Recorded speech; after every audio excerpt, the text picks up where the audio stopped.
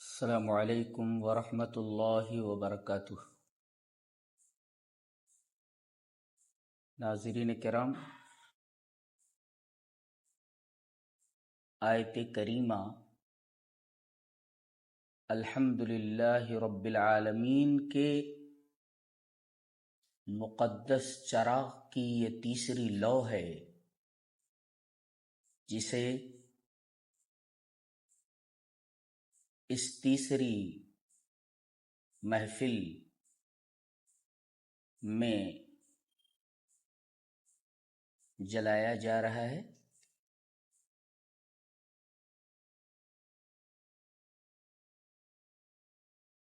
سب سے پہلے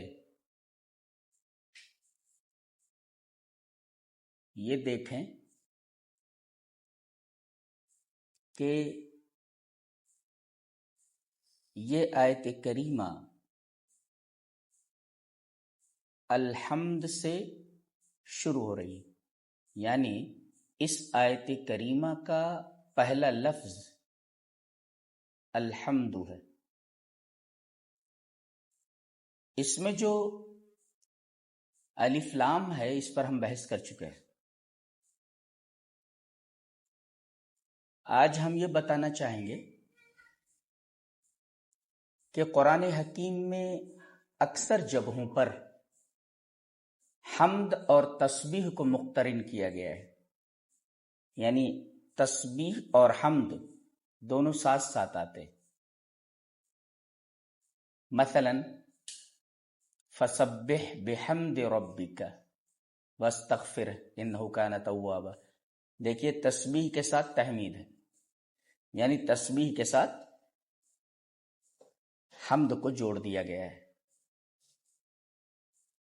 ایسے جگہ جگہ آپ دیکھیں گے یسبحون بحمد ربہم، یہ حملۃ العرش کے بارے میں۔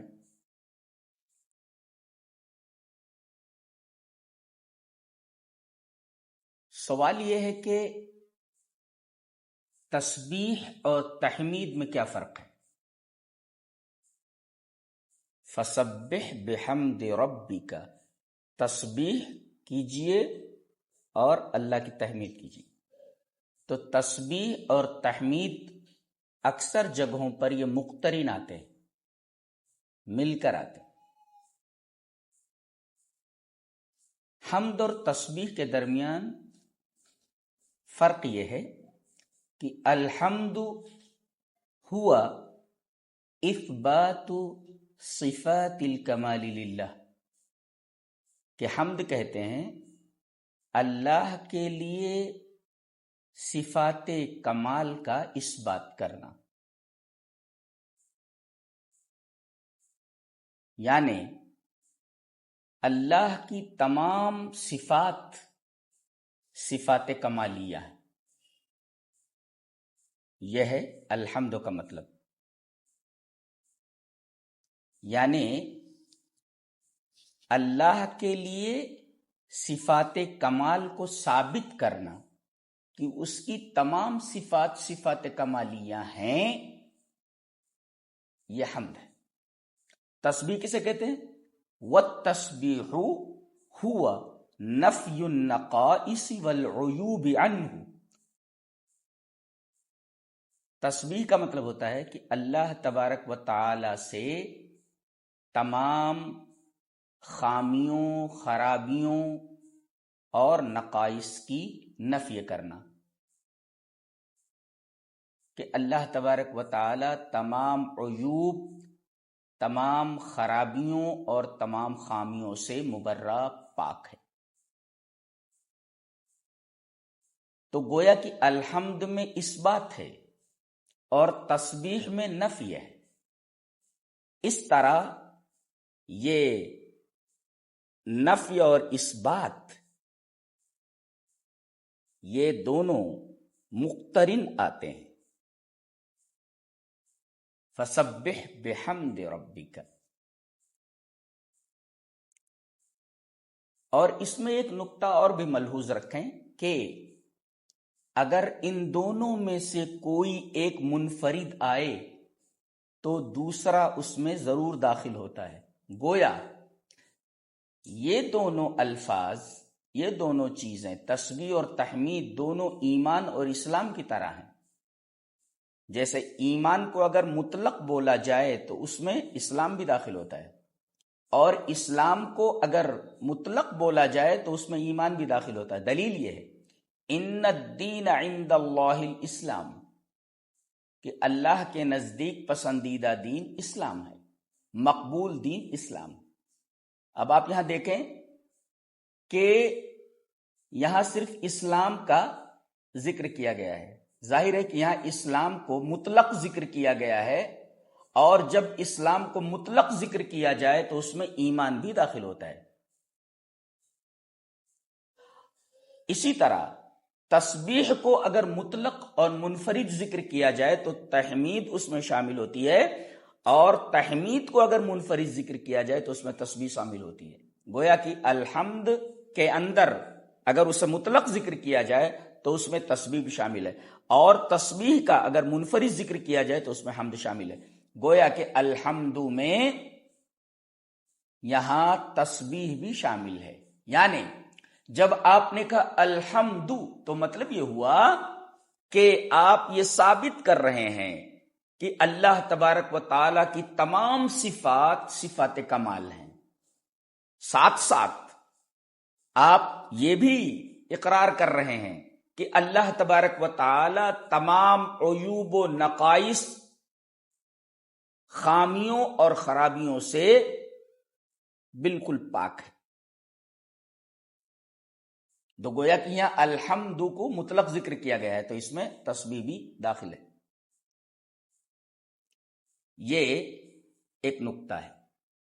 علامہ ابن باز رحمہ اللہ نے یہی بات کہی ہے، وہ کہتے ہیں کہ اذن فرد احدہما عن الآخر دخل فیہ الآخر، ان دونوں میں سے، کس میں؟ کون دونوں؟ ایمان اور اسلام، ان دونوں میں سے کوئی ایک دوسرے سے الگ ہو کر کے آئے تو دخل فیہ الآخر، تو دوسرا اس میں ضرور داخل ہوگا۔ الحمد مطلق آئے تو تسبیح اس میں داخل ہوگی، تسبیح مطلق آئے تو حمد اس میں داخل ہوگی۔ ایسے ہی ایمان اگر مطلق آئے تو اس میں اسلام داخل ہوگا، اسلام اگر مطلق آئے تو اس میں ایمان بھی داخل ہوگا۔ تو گویا کہ حمد اور تسبیح بالکل ایمان اور اسلام کی طرح ہے کہ اذن فرد احدہما عن الآخر دخل فیہ الآخر۔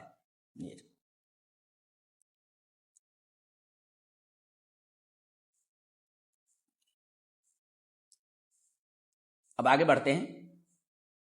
آپ یہاں دیکھیں گے کہ الحمد پہلے ہے، للہ بعد میں ہے، الحمد للہ۔ لیکن ایک جگہ سورہ جاسیہ میں للہ پہلے ہے اور الحمد بعد میں ہے۔ اللہ نے فرمایا فَلِلَّهِ الْحَمْدُ رَبِّ السَّمَاوَاتِ وَرَبِّ الْأَرْضِ رَبِّ الْعَالَمِينَ، تو یہاں الحمد للہ ہی ہے۔ سورہ فاتحہ میں جس آیت کی ہم تفسیر کر رہے ہیں، سورہ جاثیہ میں اس کے برعکس ہے، وہاں للہ پہلے ہے، حمد بعد میں ہے۔ فَلِلَّهِ الْحَمْدُ، یہاں کیا ہے؟ الحمد للہ۔ سورہ جاثیہ میں کیا ہے؟ فَلِلَّهِ الْحَمْدُ۔ فرق کیا ہے؟ فرق یہ ہے کہ یہ جو تقدیم اور تاخیر ہوتی ہے، کسی لفظ کو پہلے لایا جاتا ہے، کسی لفظ کو بعد میں لایا جاتا ہے، تو اس میں کوئی نہ کوئی بلاغت کا نقطہ ہوتا ہے، اور بلاغت کی شان یہ ہے کہ الفاظ کی ترتیب میں مقصود کا لحاظ رکھا جائے۔ اب آپ دیکھیں یہاں الحمد للہ میں مقصود حمد الہی ہے، یعنی اللہ تبارک و تعالیٰ کی حمد ہے، یہ مقصود ہے یہ۔ اور وہاں فَلِلَّهِ الْحَمْدُ رب السماوات و رب الارض رب العالمین میں شان الوہیت کا اظہار ہے، لہذا وہاں اللہ کو پہلے کر دیا گیا. یہاں حمد کو پہلے کیا گیا کہ مقصود حمد الہی ہے، اور وہاں مقصود شان الوہیت کا اظہار ہے، لہذا لفظ اللہ کو مقدم کر دیا گیا. یہ فرق ہوتا ہے، اور یہ فرق یہ بلاغت کا انداز لیے ہوئے ہوتا ہے. کوئی نہ کوئی اس میں بلاغت ہوتی ہے. تو الحمد یہاں پہلے آیا ہے. مقصود کیا ہے؟ اللہ تبارک و تعالیٰ کی حمد، حمد الہی. اور سورہ جاسیہ میں اللہ کو پہلے لایا گیا، وہاں اللہ تبارک و تعالیٰ کی شان الوہیت کا اظہار ہے. یعنی ہر مقام پر مقصود کو پیش نظر رکھ کر تقدیم و تاخیر کرنا یہ بلاغت کی شان ہے. پورے قرآن حکیم میں اس تقدیم اور تاخیر کی روشنیاں جھلملاتی نظر آتی ہیں.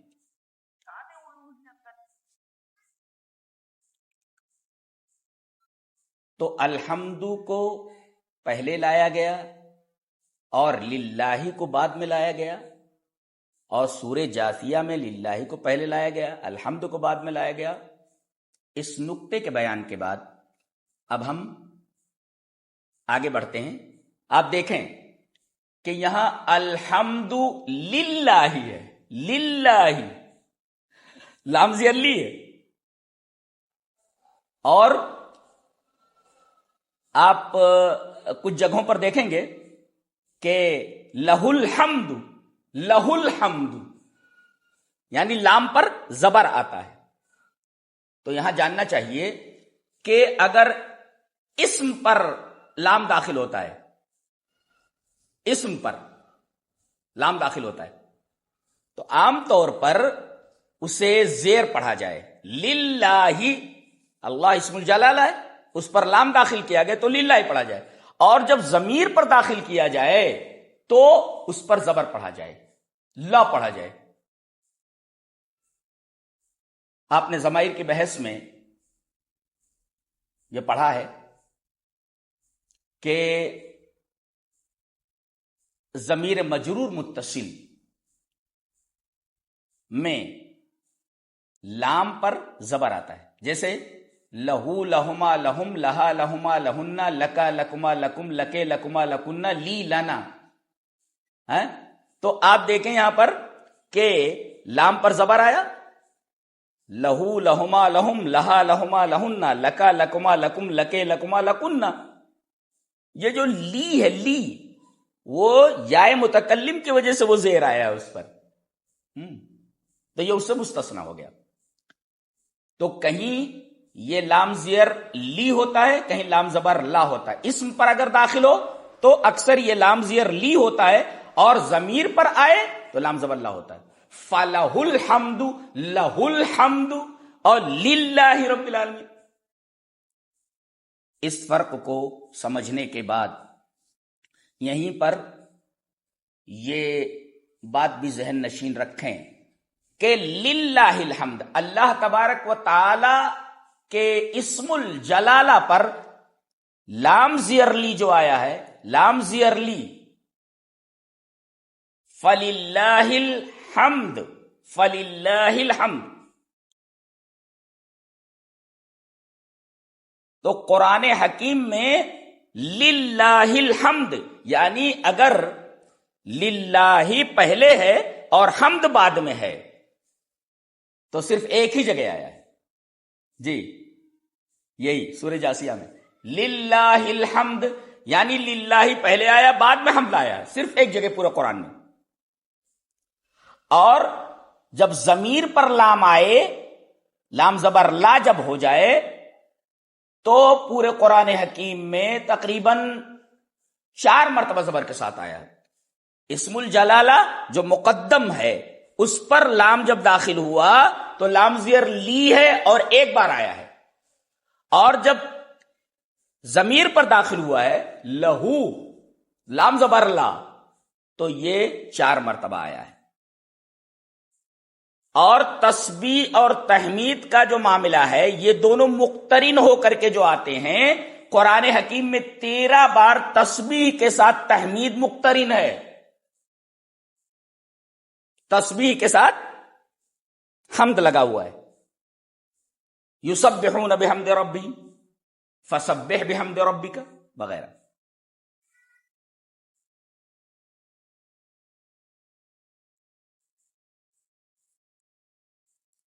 اس سے پہلے یہ بتایا گیا تھا کہ الحمدللہ یہ کلمہ شکر ہے، اور شکر انعام کے اوپر ہوتا ہے.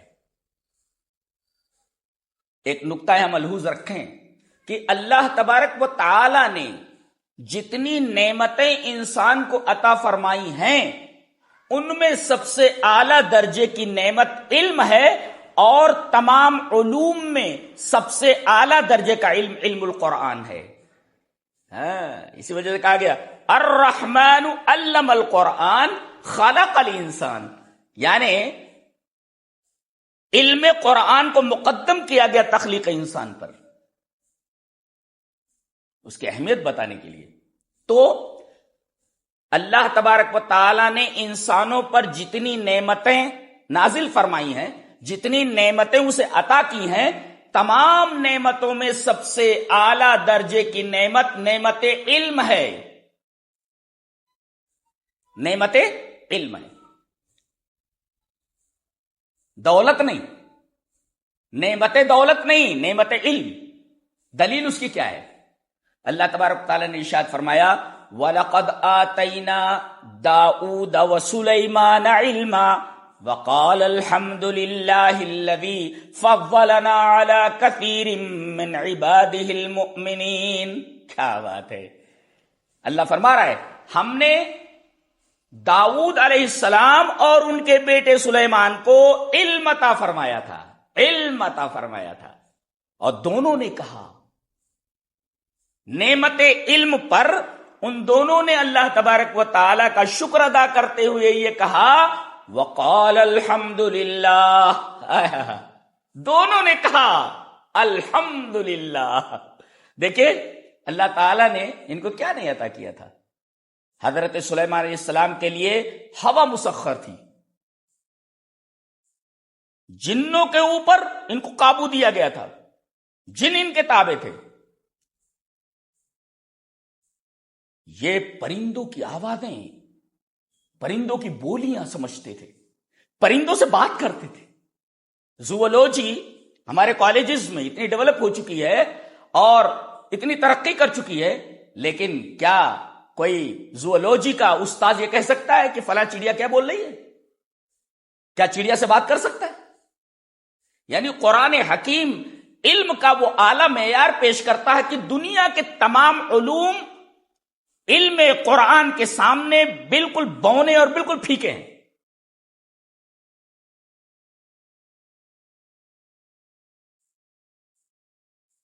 تو دیکھیے اللہ تبارک و تعالی نے اتنی کثیر نعمتیں عطا فرمائی تھی، لیکن ان تمام نعمتوں میں انہوں نے، دونوں نے، باپ اور بیٹے داؤد اور سلیمان نے اللہ تبارک و تعالیٰ کا شکریہ خاص طور پر کس چیز پر کیا؟ یہاں اسی چیز کا تذکرہ ہے وَلَقَدْ آتَيْنَا دَاؤُودَ وَسُلَيْمَانَ عِلْمًا وَقَالَ الْحَمْدُ لِلَّهِ. ہم نے داؤد اور سلیمان کو علم عطا فرمایا تھا، تو دونوں نے اس نعمت کا شکریہ ادا کرتے ہوئے کہا الحمدللہ. یہ کتنی عظیم الشان بات ہے.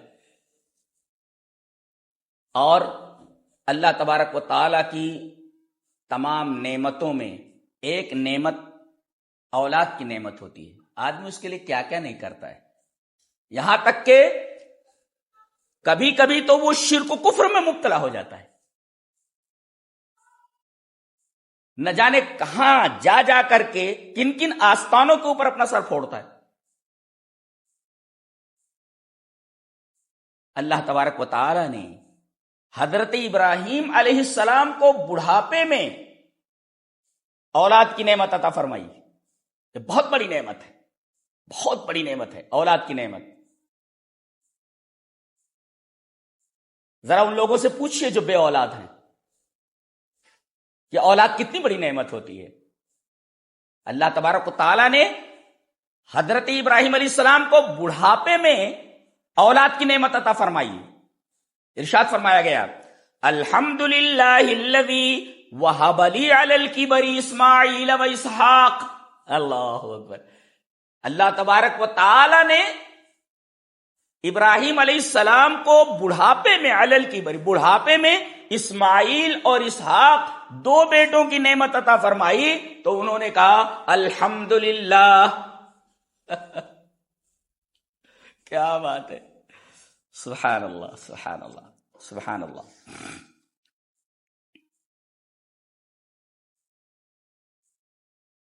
اور آخرت میں سب سے بڑی نعمت کیا ہے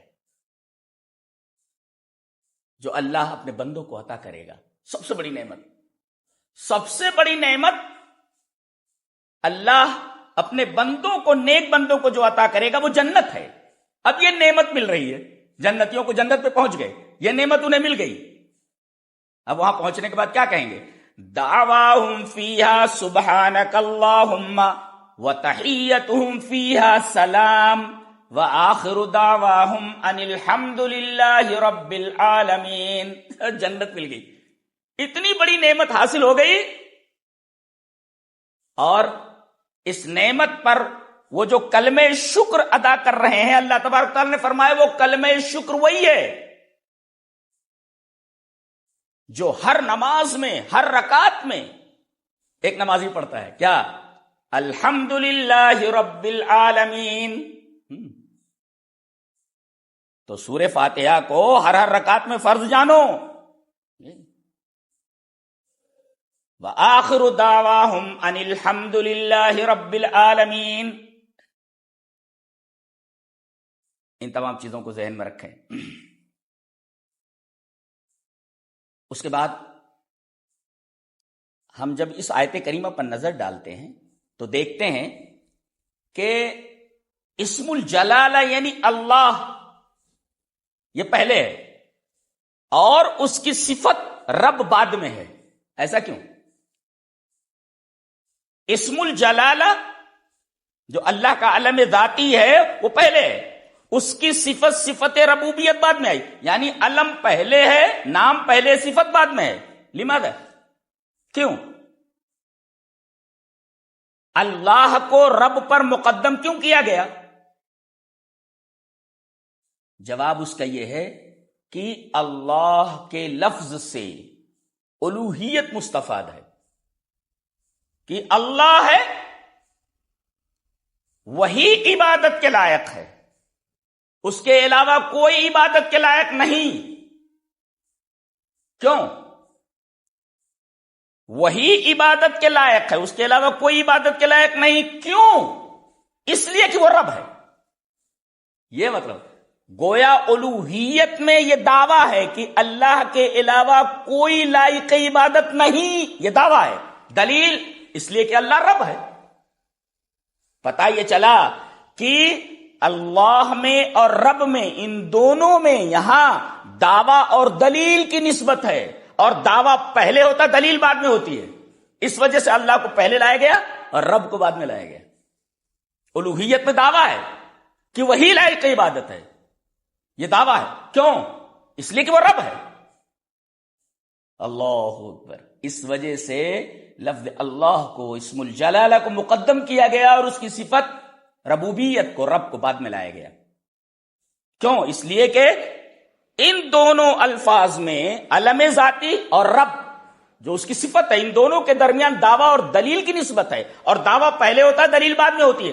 لہذا لفظ اللہ اسم الجلالہ کو مقدم کیا گیا اس کی صفت رب کے اوپر. اب یہاں سوال پیدا ہوا کہ ہم کیسے سمجھیں کہ رب کسے کہتے ہیں؟ تو اس سلسلے میں ایک اصول جان لیں. مجتمع فیہ ثلاثۃ اوصاف هو الرب. جس ذات کے اندر 3 صفتیں جمع ہوں وہ رب ہے. یہ یاد رکھیں آپ، رب کی تعریف ہے یہ. مجتمع فیہ ثلاثۃ اوصاف، جس ہستی میں 3 صفتیں پائی جائیں، جمع ہو جائیں ایک ساتھ، ہوا الرب، وہی رب ہے. کیا؟ الخلق، الملک، التدبیر. ہاں، پیدا کرنے والا. اللہ خالق کل شیء، کائنات کے ذرے ذرے کو پیدا کرنے والا وہی ہے. الخلق، ہاں یہ صفت ہونا. اور دوسرے الملک، کائنات کے ذرے ذرے پر اس کا قبضہ ہو، اس کی ملکیت ہو، کائنات کے ذرے ذرے کا مالک ہو. لا مالک سوا، لا مالک الا ہو، اللہ کے علاوہ کوئی مالک نہیں. پوری کائنات پر اسی کا قبضہ، کائنات کے ذرے ذرے کا مالک وہی. اور تیسرے تدبیر، کائنات میں جو کچھ ہو رہا ہے سب چیزوں پر اسی کا تصرف ہے. سب کچھ وہی کر رہا ہے، تصرف کر رہا ہے. وہ جس چیز کا فیصلہ کر لے، کوئی اس کے فیصلے میں دخل اندازی نہیں کر سکتا. کائنات کے ذرے ذرے کا خالق وہی، کائنات کا ذرہ ذرہ اسی کی ملکیت، اور کائنات کے ذرے ذرے کی تدبیر اور اس پر تصرف اسی کا ہے. کوئی بھی چیز اس کے تصرف سے باہر نہیں ہے. اللہ اکبر. تو مجتمع فی ثلاثۃ اوصاف والرب، جس ہستی کے اندر 3 اوصاف جمع ہوں اسے رب کہتے ہیں. الخلق، پیدا کرنے والا ہو، الملک، مالک ہو، تیسرے التدبیر والتصرف. من یدبر الامر، یہ تو کفار بھی بولتے تھے کہ اللہ تبارک و تعالیٰ تدبیر کرنے والا ہے. پیدا کرنے والا کون؟ اللہ. وَلَئِن سَأَلْتَهُم مَّن خَلَقَهُم، ان کو پیدا کس نے کیا؟ یہ کہیں گے اللہ. اللہ اکبر. تو یہ رب کی تعریف ہے. رب کسے کہتے، کیسے ہم پہچانیں؟ یعنی جو خالق نہ ہو وہ رب نہیں، جو کائنات کے ذرے ذرے کا مالک نہ ہو وہ رب نہیں ہو سکتا، اور کائنات کے ذرے ذرے پر اس کا تصرف نہ ہو وہ رب نہیں ہو سکتا. لہذا یہ تینوں صفتیں صرف ایک ہی ہستی میں مجتمع ہیں اور وہ اللہ ہے. لہذا وہی رب ہے، اور جب وہی رب ہے تو وہی تمام تعریفوں کا اور تمام حمدوں کا مستحق ہے اور تمام حمدوں کے لائق ہے. دیکھ رہے ہیں آپ کتنی عظیم آیت ہے. الحمدللہ رب العالمین. ایک سوال یہاں کر سکتے ہیں آپ کہ اللہ تبارک و تعالیٰ کے بہت سے اسماء حسنی ہیں، 99 سے بھی زیادہ ہیں. جی 99 جو اسماء حسنی ہیں ان کی کچھ خصوصیتیں ہیں، بقیہ بہت سارے اس کے نام ہیں. جی سوال یہ ہے کہ اس کا علم ذاتی، جو ذاتی نام ہے اس کا اللہ ہے، اس کے علاوہ بہت سارے اس کے اسماء حسنی یعنی صفات ہیں. ان تمام صفات میں یہاں سب سے پہلے صفت رب کو کیوں ذکر کیا گیا اور کوئی صفت کیوں نہیں لائے گی؟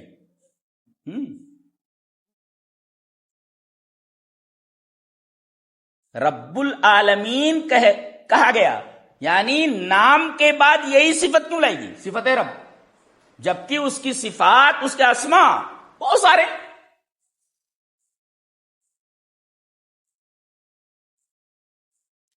سوال کیا کریں گے؟ اس آیت کریمہ میں اللہ تبارک و تعالی نے اپنے اسم الجلالہ یعنی اللہ کے بعد اپنی صفت رب ہی کا ذکر کیوں فرمایا؟ یہ سوال ہے. اور کوئی صفت کیوں نہیں لائی گئی؟ جواب اس کا یہ ہے کہ تمام اسماء ربانیہ میں، اللہ کے تمام اسماء میں صفت رب کو ایک خاص اہمیت حاصل ہے، خاص اہمیت حاصل ہے. اسی وجہ سے آپ قرآن حکیم کا مطالعہ کریں تو آپ کو معلوم ہوگا کہ قرآن میں تمام اسماء میں سے، اللہ کے تمام اسماء حسنہ میں سے سب سے زیادہ اسی صفت کا ذکر پائیں گے. اسی صفت کا ذکر ہے. اور تقریباً 925 بار اللہ تبارک و تعالی نے اپنے اس کلام عظیم میں قرآن حکیم میں صفت رب کا ذکر فرمایا. 925 بار ہے تقریباً. 925 بار ہے. 925 بار ہے. اور فطری طور پر بھی دیکھیں تو آپ ایک عجیب بات محسوس کریں گے کہ سلسلہ ربوبیت اتنا وسیع ہے کہ نظر اٹھا کر دیکھیں تو ساری کائنات انسان کی پرورش میں مصروف ہے. آپ دیکھیں کہ انسان ہے، انسان پوری کائنات اس کی پرورش میں مصروف ہے. سعدی نے بالکل صحیح کہا ہے. ابر و بادو مہو خورشید و فلک درکارند تاتنا نے بکفاری و بغفلت نخوری ہما از بہر تو سرگشت و فرما بردار شرط انصاف نہ باشد کی تو فرما نہ بری. کہ بدلیوں کو دیکھو، ہوا کو دیکھو، چاند کو دیکھو، سورج کو دیکھو، آسمان کو دیکھو، یہ سب کام میں لگے ہوئے ہیں. درکارن کیوں؟ تاتنا نے بکفاری، تاکہ تو زندہ رہے، تو روزی حاصل کرے. لیکن روزی حاصل کرنے کے بعد اللہ سے غافل ہو کر یہ روزی مت کھا. کیوں؟ اس لیے کہ پوری کائنات تیرے لیے اور تیری خدمت میں مصروف ہے. تو یہ انصاف نہیں ہے کہ پوری کائنات کو اللہ تبارک و تعالیٰ نے انسان کی خدمت پہ لگا دیا ہو اور انسان اللہ تبارک و تعالیٰ سے غافل ہو کر کے اپنی منمانی زندگی گزارے. کیا یہ انصاف ہے؟ یہاں انصاف پر ایک نکتہ آپ کو بتا دوں. اللہ اکبر. کیونکہ اس انصاف کا تعلق بھی صفت ربوبیت سے ہے، اور یہ اتنا عجیب و غریب اور اتنا عظیم نکتہ ہے کہ کوئی بھی اسے سن لے تو پھڑک اٹھے گا، اور قرآن حکیم کی عظمت پر اس کا یقین پختہ سے پختہ، راسخ سے راسخ ہوتا چلا جائے گا. تیار ہیں اس نکتے کو سننے کے لیے؟ بہت عجیب و غریب نکتہ ہے. آپ دیکھیں گے کہ پورے قرآن حکیم میں جہاں فیصلے، قضا اور حکم، جہاں بھی فیصلے کی بات آئی ہے کہ اللہ فیصلہ کرے گا قیامت کے دن، وہاں پر آپ دیکھیں گے کہ ربکم نہیں ہے. ربکم نہیں ہے. یہ بہت عجیب و غریب نکتہ ہے. اس کو میں واضح طور سے سمجھانے کی کوشش کر رہا ہوں، آپ لوگ سمجھیں. آپ دیکھیں اللہ نے سورہ حج کے اندر ارشاد فرمایا ان اللہ یفصل بینہم یوم القیامہ. اللہ تبارک و تعالی ان کے درمیان قیامت کے دن فیصلہ کرے گا. دیکھیے یہاں رب نہیں آیا بلکہ کہا گیا ان اللہ. الحمدللہ میں جو اللہ آیا اس کو پہلے لایا گیا. ان اللہ یفصل بینہم لا ان ربکم، بلکہ ان اللہ، اس لیے کہ فیصلے کی بات آئی ہے. فیصلے کی بات آئی ہے تو اللہ نے اپنے اسم الجلالہ کو ذکر فرمایا، صفت ربوبیت کو ذکر نہیں فرمایا. ان ربکم یفصل بینکم نہیں کہا. اور ایک جگہ فرماتا ہے کہ فاللہ یحکم بینہم. دیکھیں یہاں بھی جب حکم یعنی فیصلے کی بات آئی، حکم کی بات آئی، حکم چلانے کی، فیصلہ کرنے کی، تو فاللہ یحکم بینہم لا ربکم. ربکم یحکم بینہم لا لا لا لا. یہاں بھی اللہ آیا اس لیے کہ یہاں بھی فیصلے کی بات کہی گئی ہے. فاللہ یحکم بینہم یوم القیامہ. یا ربکم نہیں لایا گیا، اللہ کا لفظ لایا گیا، اسم الجلالہ الحمدللہ والا جو اللہ ہے. اللہ اکبر. تو ان اللہ یفصل بینہم یوم القیامہ، قیامت کے دن فیصلے کی بات آئی تو اسم الجلالہ اللہ کو ذکر کیا گیا، اور حکم یعنی فیصلے کی بات آئی تو فرمایا گیا فاللہ یحکم بینہم یوم القیامہ، اللہ لایا گیا۔ اور ایک جگہ ربوبیت کی اضافت اللہ نے اپنے نبی کی طرف کی ہے، ان ربک یقضی بینہم، یہاں دیکھیے اضافت ہو رہی ہے ربوبیت کی نبی کریم صلی اللہ علیہ وسلم کی طرف، ربکم نہیں کہا جا رہا ہے، بالکل بھی نہیں، ایسا کہیں نہیں کہا گیا ہے کہ تمہارا رب قیامت کے دن تمہارے درمیان فیصلہ کرے گا، لا لا لا، اس لیے کہ اگر یہ کہا جائے ربکم، ان ربکم، تمہارا رب تمہارے درمیان فیصلہ کرے گا، تو جب ربوبیت کی اضافت کر دی جائے کم کی طرف، تمہارا رب، تو اس میں ایک طریقے کا تحیز ہے۔ تحیز کا مطلب سمجھتے جانبداری، جانبداری ایک طریقے کی، تمہارا رب تمہارے درمیان فیصلہ کرے گا، ہاں یہ نہیں لائے گا، اس لیے کہ تمہارا جب کہہ دیا گیا تمہارا رب، تو یہ ایک طریقے کی جو ہے جانبداری ہے، تحیز ہے، اشارہ اس بات کی طرف کیا گیا جو بے حد دقیق ہے کہ فیصلہ، عدل اتنی عظیم چیز ہے کہ اس کے اندر کسی طریقے کی جانبداری، کسی طریقے کا تحیز گناہ ہی نہیں، گناہ عظیم ہے۔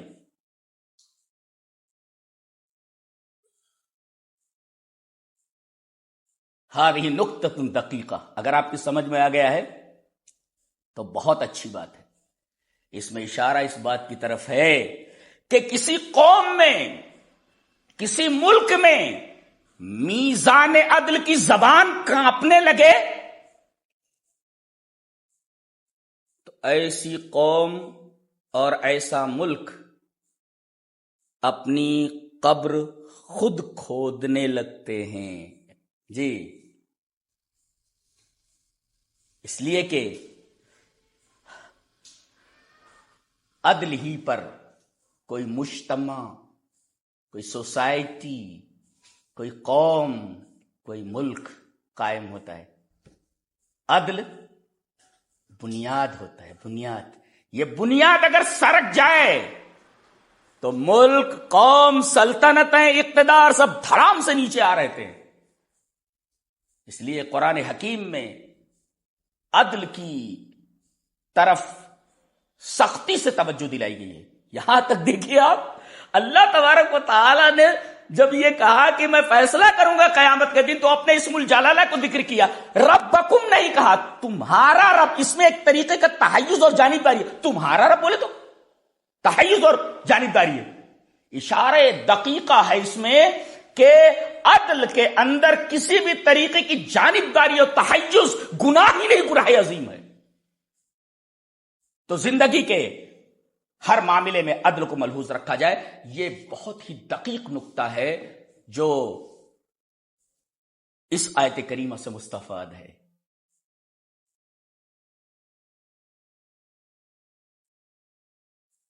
تو ہم یہ کہہ رہے تھے کہ صفت رب کو یہاں اس وجہ سے ذکر کیا گیا ہے کہ سلسلہ ربوبیت اتنا وسیع ہے کہ نظر اٹھا کر دیکھیے تو ساری کائنات انسان کی پرورش میں لگی ہوئی ہے۔ کیا سمجھ میں آیا؟ اللہ نے کائنات کی تمام چیزوں کو انسان کی خدمت میں لگا رکھا ہے، تو انسان کس لیے ہے؟ انسان کس لیے؟ اس کا جواب دیا گیا وما خلقت الجن والانس الا لیعبدون، انسان اللہ تبارک و تعالیٰ کی عبادت کے لیے پیدا کیا گیا ہے، تو ساری چیزیں اس کی خدمت کر رہی ہیں، تو یہ شرط انصاف ہے، یہ انصاف ہے، یہ عدل ہے کہ وہ غفلت کے ساتھ زندگی گزارے اور جس مقصد کے لیے اسے پیدا کیا گیا اس مقصد کو فراموش کرتے بھول جائے۔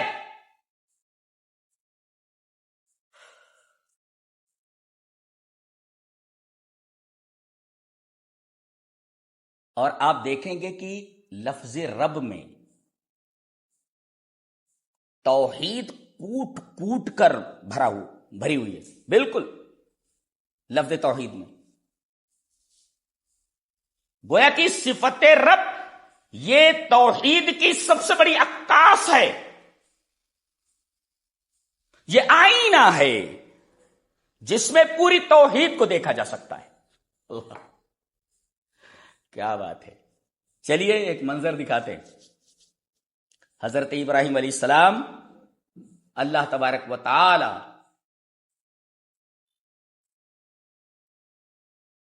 کی اس صفت ربوبیت کی کیا وضاحت فرما رہے ہیں. سورہ شعراء کھولیے, کہہ رہے ہیں فَإِنَّهُمْ عَدُوٌّ لِّي إِلَّا رَبَّ الْعَالَمِينَ. یہ سارے کے سارے دشمن ہیں میرے سوائے رب العالمین کے. سوائے رب العالمین کے. یا رب العالمین کون؟ آپ اس کی وضاحت فرما رہے ہیں الذی خلقنی, سب سے پہلے جو خلق کرنے والا ہے وہی مجھے پیدا کرنے والا ہے. یہ دیکھیے یہ صفت رب, ابھی میں نے بتایا نا مجتمع فی ثلاثۃ اوصاف الرب الخلق الملک التدبیر.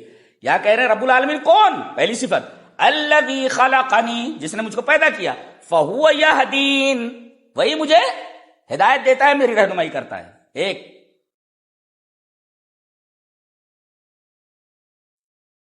الذی والذی هو یطعمنی ویسقین, وہی مجھے مارتا ہے وہی مجھے جلاتا ہے. والذی هو یطعمنی ویسقین, وہی مجھے کھلاتا ہے وہی مجھے پلاتا ہے. وَإِذَا مَرِضْتُ فَهُوَ يَشْفِينِ, جب میں بیمار ہوتا ہوں تو وہ مجھے شفا دیتا ہے. اب دیکھیں یہاں عجیب بات ہے, خلق کی نسبت اللہ کی طرف کی گئی, ہدایت کی نسبت اللہ کی طرف کی گئی, اطعام کی نسبت اللہ کی طرف کی گئی, سقی کی نسبت اللہ کی طرف کی گئی, لیکن بیماری کی نسبت خود انسان کی, وہ اپنی طرف کر رہے ہو. جب میں بیمار ہوتا ہوں تو اس کا مطلب یہ ہے کہ شر کی نسبت, الشر لا یضاف الی اللہ, شر کی اضافت اللہ کی طرف نہیں کی جا سکتی, شر کی نسبت اللہ کی طرف نہیں کی جا سکتی. اور اس میں ایک نقطہ یہ بھی ملا کہ جب میں بیمار ہوتا ہوں تو مجھے شفا دیتا ہے. پتہ یہ چلا کہ اکثر بیماریاں خود انسانوں کے کسب سے ہوتی ہیں, خود بہت ساری بیماریاں لے آتا ہے. وَإِذَا مَرِضْتُ فَهُوَ يَشْفِينِ, جب میں بیمار ہوتا ہوں تو شفا دینے والا وہی. وَالَّذِي يُمِيتُنِي ثُمَّ يُحْيِينِ, مجھے مارے گا پھر وہی جلائے گا. اللہ اکبر. یہ رب العالمین کی وضاحت کر رہے ہیں کہ رب العالمین کون ہوتا ہے. رب العالمین وہ ہوتا ہے جس کے اندر یہ تمام چیزیں پائی جائیں, پیدا کرے, ہدایت دے, کھلائے پلائے, بیمار ہو جائے تو شفا دے, مارے جلائے. یہ تمام چیزیں صفت ربوبیت کے اندر داخل ہیں.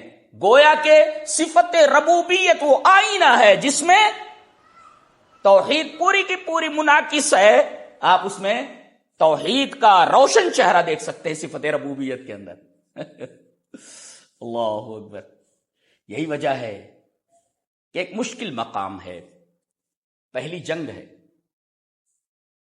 حق اور باطل آمنے سامنے ہے. حق بظاہر کمزور دکھائی دے رہا ہے, قلیل دکھائی دے رہا ہے, اور باطل قوی اور کثیر دکھائی دے رہا ہے. ایسے موقع پر بدریین نے اللہ تبارک و تعالی سے استغاثہ کیا. استغاثہ مانے مدد طلب کرنا,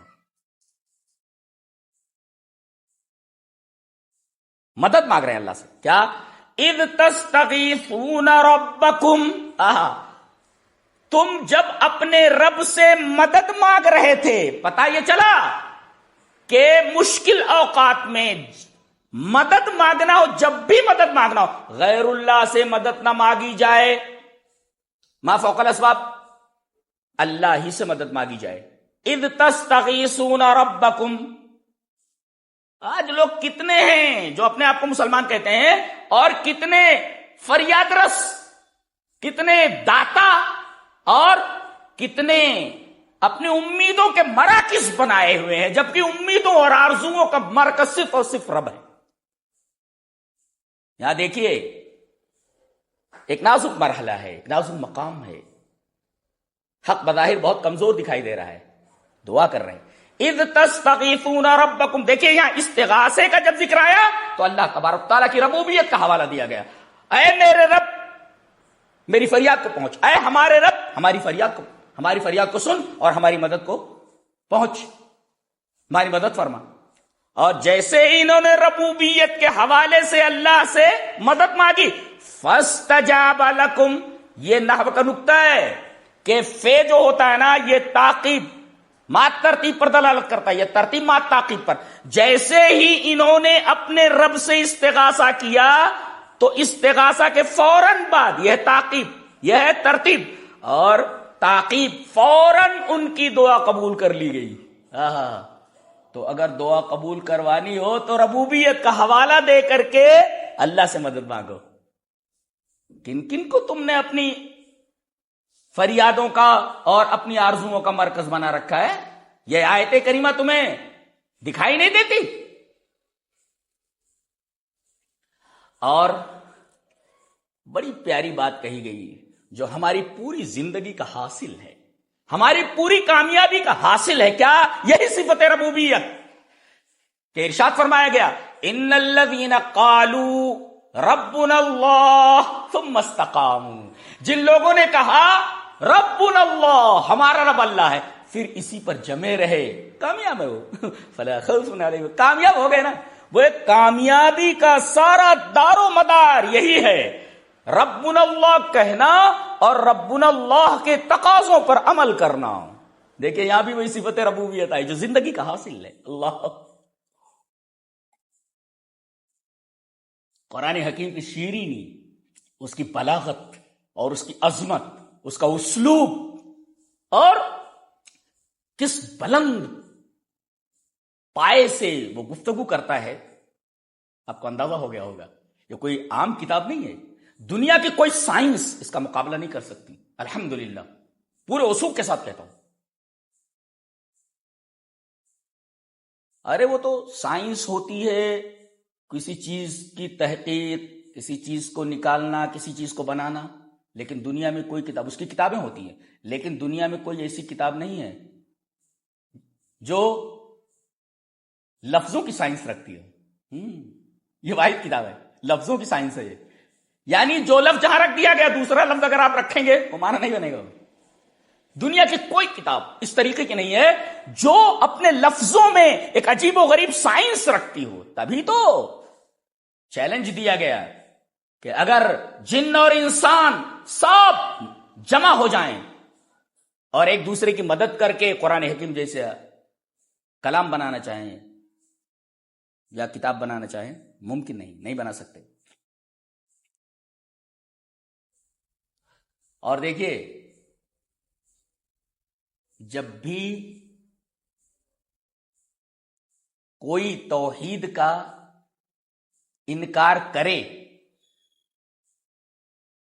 تو اس کی تردید کس سے کی جائے؟ کوئی الوہیت کا انکار کرے تو تردید کس سے کی جائے؟ یعنی اللہ کا انکار کر دے تو تردید کس سے کی جائے؟ اسی صفت ربوبیت سے. دعویٰ اور دلیل. ایک ایسے سرکش گزرا ہے، متمرد گزرا ہے مصر میں، فرعون. وہ کیا کہتا تھا؟ ما علمت لکم من الہ غیری، میں تو اپنے علاوہ کسی کو اللہ مانتا ہی نہیں، معبود مانتا ہی نہیں. یعنی میں ہی معبود ہوں، میں ہی معبود ہوں. کیا دعویٰ تھا اس کا؟ میں اپنے علاوہ کسی کو الہ معبود جانتا ہے. گویا کہ اس نے الوہیت کا دعویٰ کیا ہوا تھا. اس کے رد میں کیا کیا گیا کہ اس نے جو الوہیت کا دعویٰ کیا ہے اس کا رد کیسے کرو؟ اپنے رسول موسیٰ کو بھیجا اور گئے اور کہا تو کہتا ہے ما علمت لکم من الہ غیری، میں اپنے علاوہ کسی کو معبود جانتا ہی نہیں. تو جان یا فرعون انی رسول من رب العالمین، اے فرعون میں رب العالمین کی طرف سے بھیجا ہوا رسول ہوں. دیکھیں وہ کیا کہہ رہا ہے؟ میں الہ ہوں. یہ کہہ رہے ہیں میں رب العالمین کی طرف سے بھیجا ہوا رسول ہوں. اور ایک نکتہ اور کہ حضرت موسیٰ علیہ السلام کے مقابلے میں فرعون جن جادوگروں کو لایا تھا، مقابلہ جب ہوا تو جادوگروں کو معلوم ہو گیا کہ ہمارے پاس جو کچھ ہے وہ صرف مسمرائزیشن ہے، آنکھوں کو فریب دینے والی چیزیں ہیں. لیکن موسیٰ نے جو اپنے عصا کو زمین پر ڈالا ہے اور وہ اژدہا بن گیا، یہ حقیقت میں اژدہا ہے، یہ مسمرائزیشن نہیں ہے. حقیقت میں یہاں ماہیت کا انقلاب ہوا ہے. ماہیت یعنی حقیقت میں لاٹھی اژدہا بن گئی ہے. تو اب تک یہ کیا تھے؟ مشرک تھے نا یہ.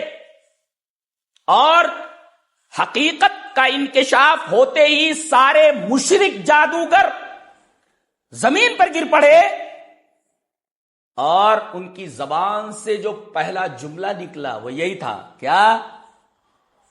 آمنا برب العالمین. ہم ایمان لائے رب العالمین پر.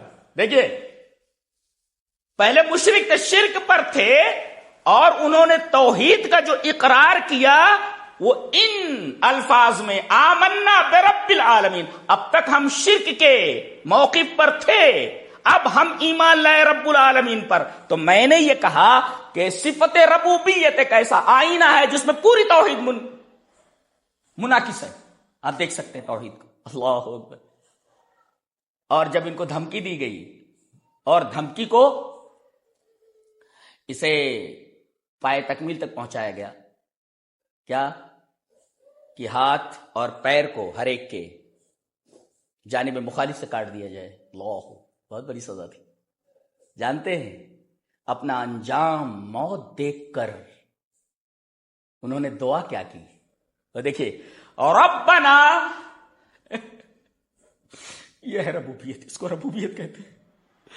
ربنا افرغ علینا صبرا، اے ہمارے رب ہمارے اوپر صبر کو اڈیل دے. اس لیے کہ یہاں تھوڑا صبر کافی نہیں ہے.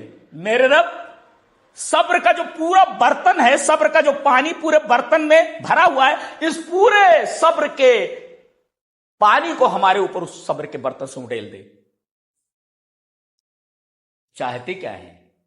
وتوفنا مسلمین، مسلمان ہو کر مرنا چاہتے ہیں. یہ ہے مقصود، یہ ہے مقصود زندگانی، کہ آدمی مرے تو اللہ تبارک و تعالیٰ کا فرما بردار ہو کر کے مرے.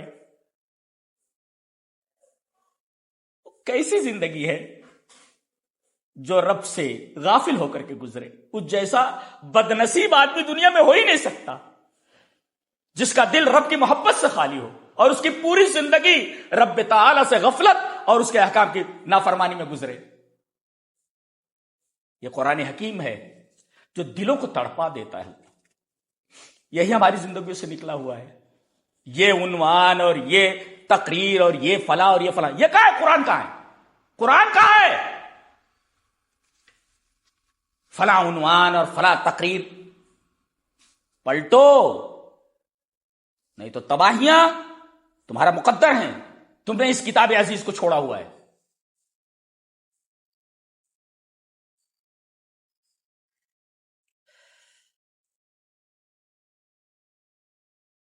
ایک نکتہ بتاؤں، بڑا عجیب و غریب ہے.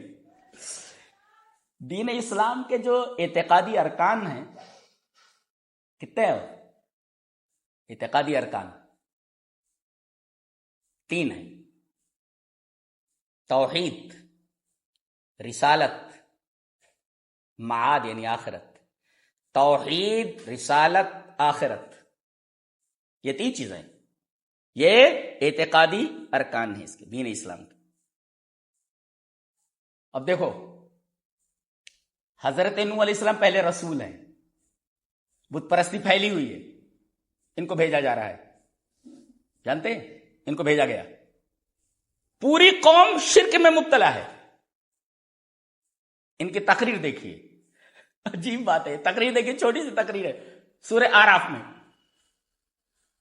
قوم مشرک ہے، توحید کی دعوت پیش کر رہے ہیں. توحید کی دعوت پیش کرنے کا انداز دیکھیے، قرآن حکیم کا انداز ہے. لقد ارسلنا نوحا الى قومه فقال يا قوم اعبدوا الله ما لكم من اله غيره اني اخاف عليكم عذاب يوم عظيم. قال الملأ من قومه انا لنراك في ضلال مبين. قال يا قوم ليس بي ضلالة ولكني رسول من رب العالمين ابلغكم رسالات ربي وانصح لكم واعلم من الله ما لا تعلمون. اوعجبتم ان جاءكم ذكر من ربكم على رجل منكم لينذركم ولتتقوا ولعلكم ترحمون. اب قرآن پڑھتے ہی نہیں ہو، کتابیں پڑھ رہے، یہ فلسفہ پڑھ رہے، وہ کتابیں پڑھ رہے، وہ کتابیں پڑھ رہے، تو قرآن کیسے سمجھ میں آئے گا؟ قرآن بہت غیور کتاب ہے، اس کو چھوڑو گے ایک آیت سمجھ میں نہیں آئے گی تمہارے۔ قرآن کو سمجھنے کے لیے اس غیور کتاب کے ساتھ حد درجہ محبت اور حد درجہ نسبت ہونی ضروری ہے۔ بہت سارے لوگ دعویٰ کر رہے ہیں ہمارے پاس علم ہے، ہمارے ایک آیت دے دی جائے تو میرا خیال ہے کہ پسینے چھوٹ جائیں گے، کچھ سمجھ میں نہیں آئے۔ اب آپ دیکھ رہے چھوٹی سی تقریر ہے، آپ سورہ اعراف میں دیکھ لیجئے، بالترتیب وہ آیات میں نے پڑھ دی۔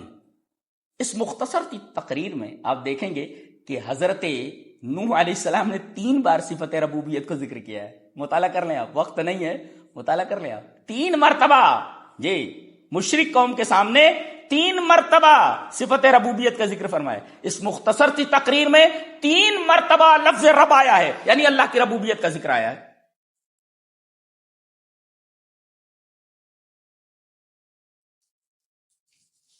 تو گویا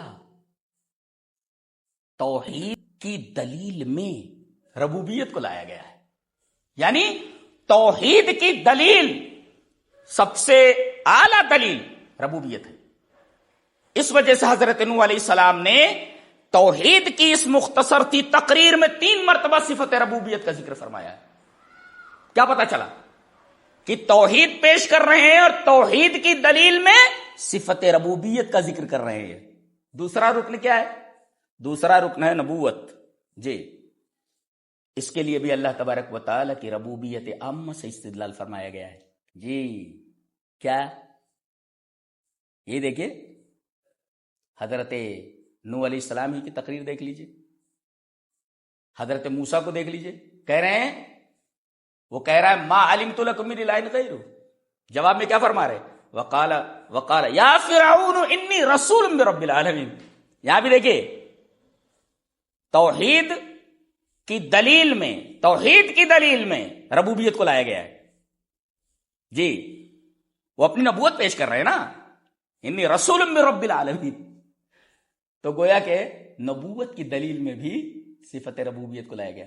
اور تیسرا ہے معاد، آخرت، یوم یقوم الناس لرب العالمین، جس دن کھڑے ہوں گے سارے کے سارے لوگ، یوم یقوم الناس، سارے کے سارے لوگ رب العالمین کے سامنے کھڑے ہوں گے۔ دیکھیے معاد کا ذکر ہوا تو اللہ تبارک و تعالی کی ربوبیت عامہ کا ذکر فرمایا گیا، صرف ربوبیت کا نہیں، ربوبیت عامہ کا، رب العالمین۔